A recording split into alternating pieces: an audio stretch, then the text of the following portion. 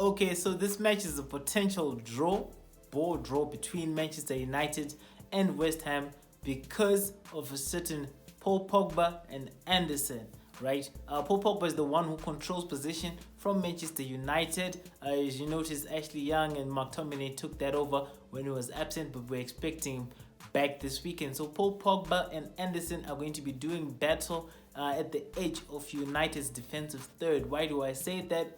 Paul Pogba operates there, controlling possession and creating chances for Manchester United from there via the long ball and otherwise.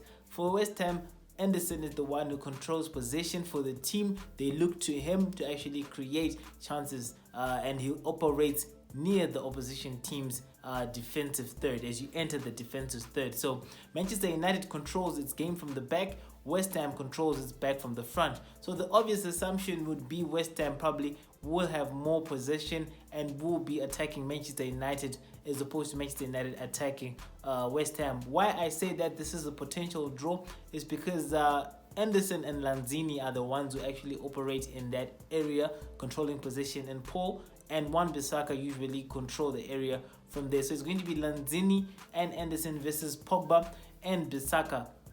Now, how this will end up in a draw is the pressure that will be put by Anderson and Lanzini will stop Paul Pogba from going up front and actually causing some damage. And as I mentioned in the preview to the Manchester United-Leicester game, when Paul Pogba is not creating anything, Manchester United does not create anything. And you did notice that if it was not courtesy of Soyuncu in the Leicester match, Manchester United would not have actually won that game or created much in terms of chances. So Paul Pogba will be occupied with Anderson and Lanzini and will thus not be able to attack. Maybe Declan Rice will also come through to assist since he also operates in that area at times. Now, the obvious assumption is Anderson and Lanzini keeping Pogba occupied will then probably go and attack and create something. They're not really creating something themselves up front. As you noticed, West Ham is not shooting much on target, even though it is scoring some goals with a good conversion rate. So it'll probably just end up as a battle in that area. But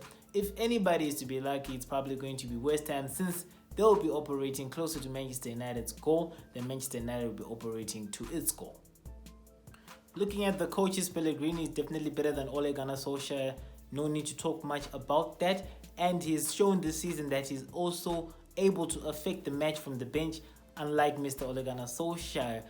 Against Watford, he actually made changes in formation and made some substitutions, and it led to West Ham scoring about 2 goals, something that Ole Gunnar Solskjaer has not managed to do in a very long time. But what he has also shown is that he can make changes that open up opportunities for the opposition. Against Norwich, Pellegrini made some changes to the formation, and Norwich ended up hitting the post, almost costing West Ham that match. So Ole Gunnar Solskjaer, even though he will not be doing anything from the bench to actually affect the match, might get lucky from a change from Pellegrini. We noticed that against Chelsea, Paul Pogba came alive when Frank Lampard started making those senseless substitutions. So he will be waiting to take up that chance, but right now it looks like West Ham have the advantage from the bench.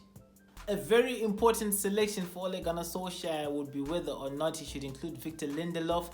I am saying for this match, exclude Lindelof, Phil Jones, because those two people are very poor in the air.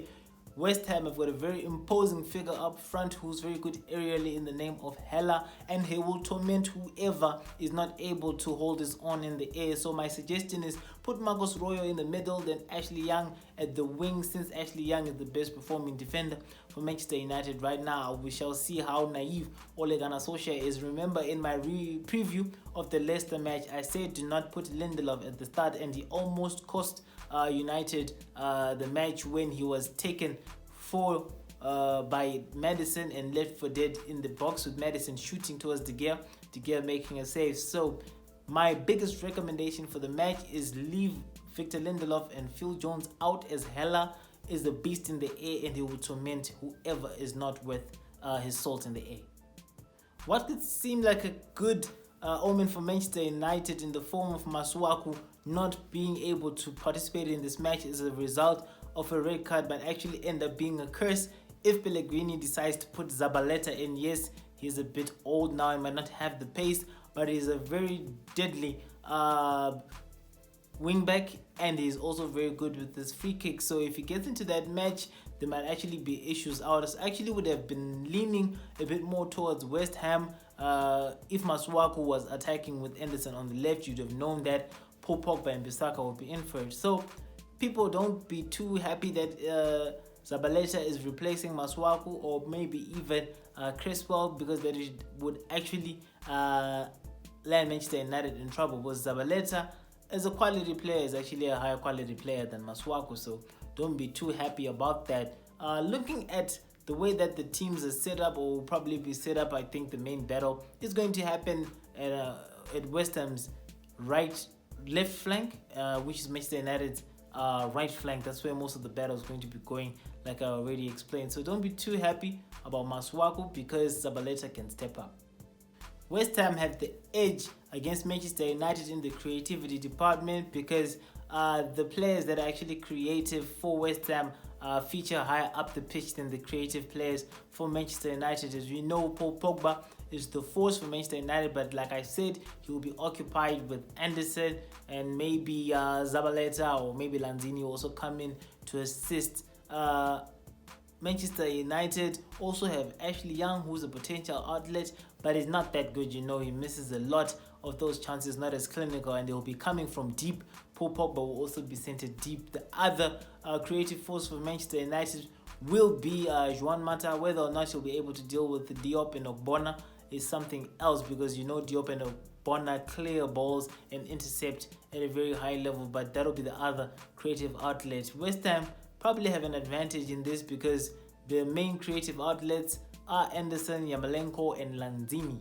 Okay, so even if Lanzini and Yarmolenko don't step up, Anderson can step up. If Anderson and Lanzini are caught up with Paul Pogba and Wan Bissaka, you'll have Yarmolenko free, and maybe even Lanzini. So they've got more outlets, which means that they probably have a few more ways that they can attack Manchester United, but does not look like they have as many attacking options as Leicester had last week. So maybe that's a good piece of news for Manchester United fans. But as far as creativity is concerned, West Ham takes this one, making them a bit more dangerous than Manchester United in this match. Another source of an advantage for West Ham is the fact that they can high press through Anderson, through Noble, and the likes. They can high press in a way that Manchester United cannot high press.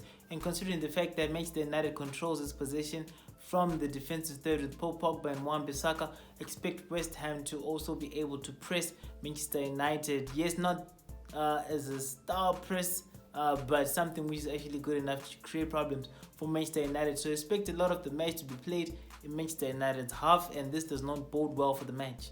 So there we are again, another bleak looking preview for Manchester United in what is definitely going to be a testing match for them. I mean, Manchester United is a lucky club, so it might get away with one or two things, but outside luck, on paper, is not really looking very good unless they get something early like they did against Leicester, and they can count on the fact that West Ham has been a bit blunt in front of goal of late in terms of the chances, even though they've got a very high conversion rate. The key will be Paul Pogba